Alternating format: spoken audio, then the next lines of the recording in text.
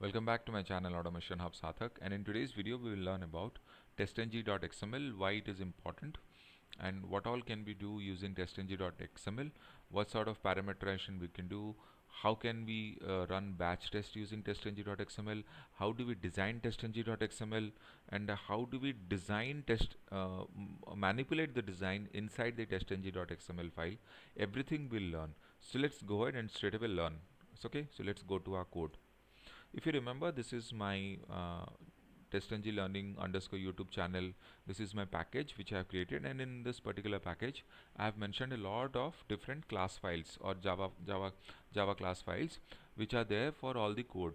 In my Hindi video, I did mention about all these Hindi class files, and the other ones are in the English. So let's say, for example, I want you to run always run. Okay, always run this particular command I want you to run. So right click, you will do run as and testng test. Okay, once you do this, it will get executed and you'll get a certain output. Whatever output it is, you'll get a certain output. Now I'll ask you to run, let's say, priority test cases execution. So you'll do run as testng test again. It will again run, no problem, it works fine. Now the thing is, I will ask you to run all the class files which are not out of Hindi videos, or I mean the class files which do not have Hindi explanation inside of it.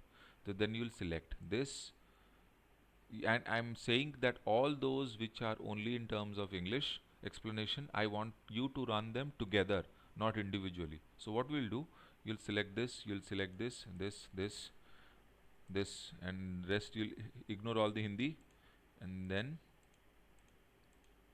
you will select all the ones which have this something which is not Hindi. Before that, I had already created a testng.xml file. So what I'll do is I'll right click and I'll delete it, because I don't want to confuse people. So let's run them again. Select all the ones which are not Hindi. Okay, then these are Hindi. Then okay, now I've selected it. What do you need to do? Right click, come to testng, convert to testng. Then you will get something known as testng.xml, and you will get a preview section which is actually the body of the testng.xml file. Here you have testng.xml in the location section. Just finish it. The moment you do this, you will get a testng.xml here. Let's open that. Let's understand what does this comprise of. See, testng.xml is an XML file, and as all XML files are, they are very sensitive.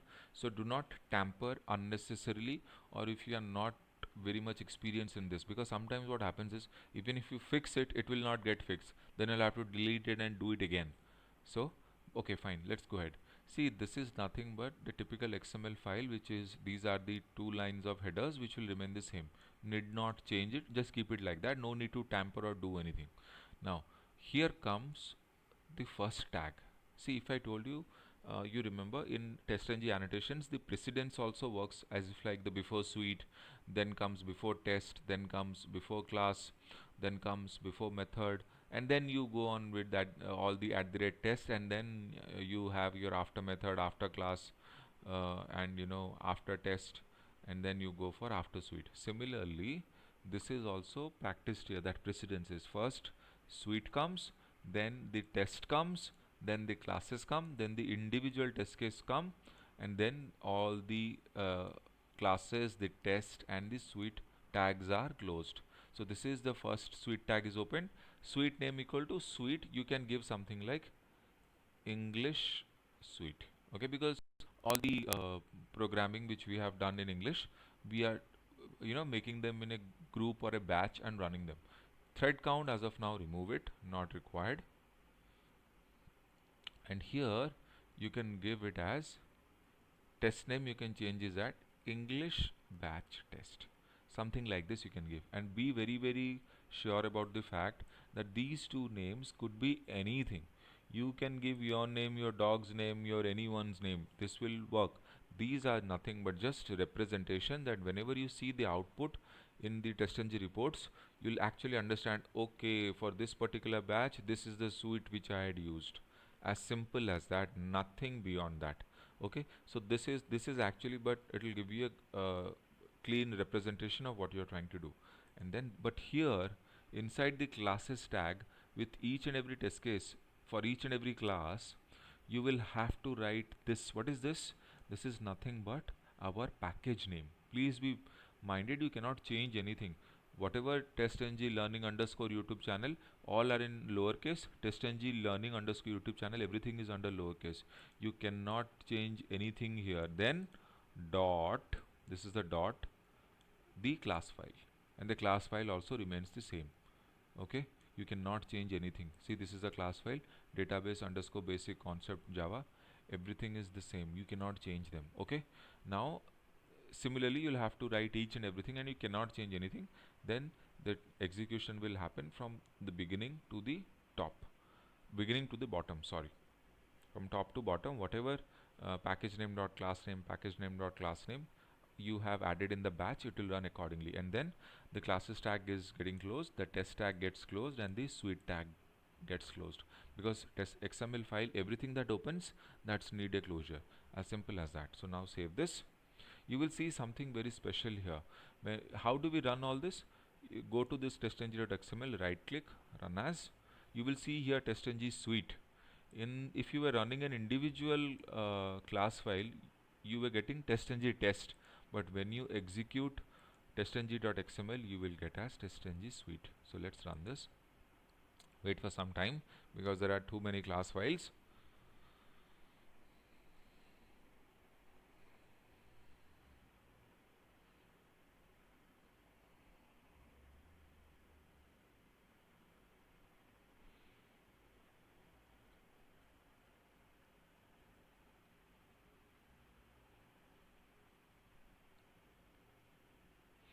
Okay, there are a lot of class files which have a lot of WebDriver code. That is why the browsers will keep opening.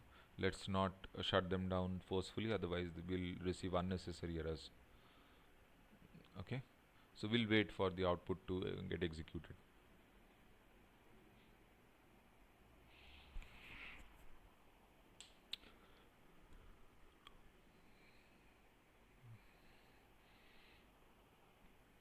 I think I should not have added so many test cases here, but we don't have any other option. Let's wait. Let Selenium do its job. I'll tell you what I'll do is I'll remove unnecessary too many class files I've added. I'll remove few of them, because on Rediff we work a lot, and okay, there is another one coming up.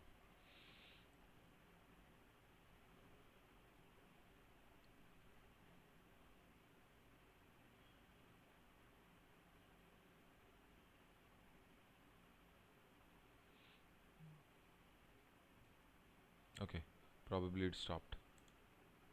No, it's still running. Yeah, no, it stopped. So total test runs were 45, passes were 39, failures are 6. So this is how you ran the batch test. See the outputs and all, everything. Even though it took a lot of time, but it gave you a lot of outputs. Okay, because we had a lot of class files here. Now the thing is, let's go ahead and delete few of them. We don't want so many. Okay, let's say for example these are the 3 class files you want to run. Okay, now now you have given them together in under one particular classes tag. Let's say for example you want them in an individual format. How will you do this?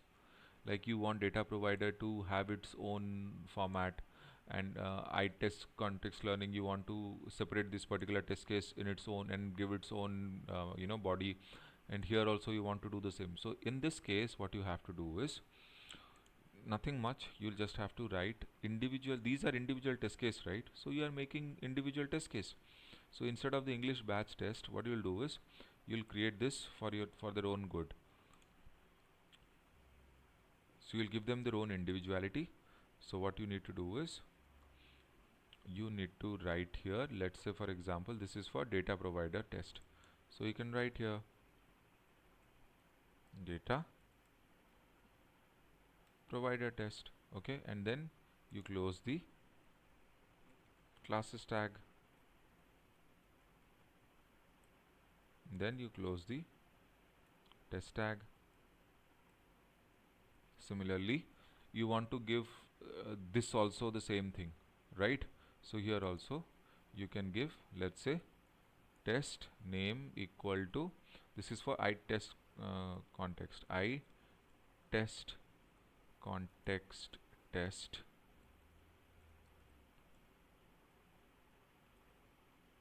okay, and you have to open the classes tag as well, classes, and here you'll have to close the classes tag,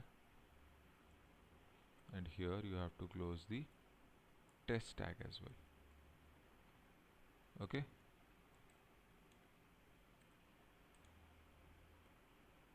Simple, no big deal. You save it, and then you also want to separate this. So first open test name, sorry guys, test name equal to, this is for hard assert versus soft assert, so we'll write hard versus soft assert test, okay.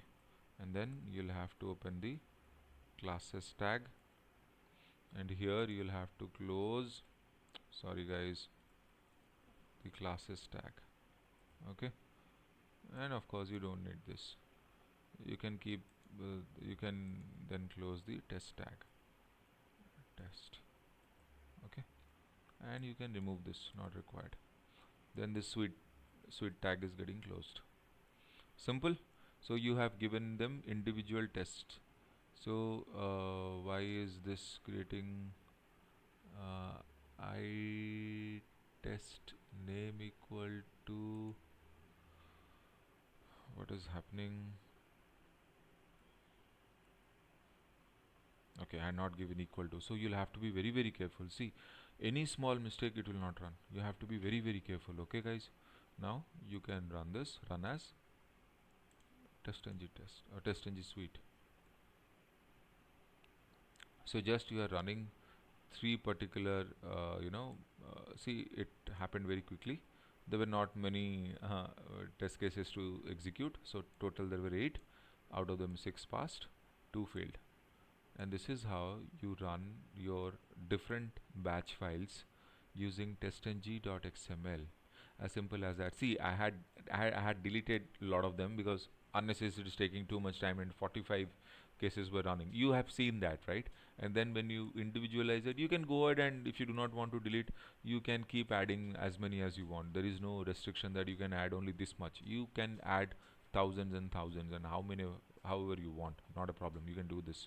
Now I hope if you understood this. If you did not understand, please go back and see my video from the beginning again. Testng.xml is very very important.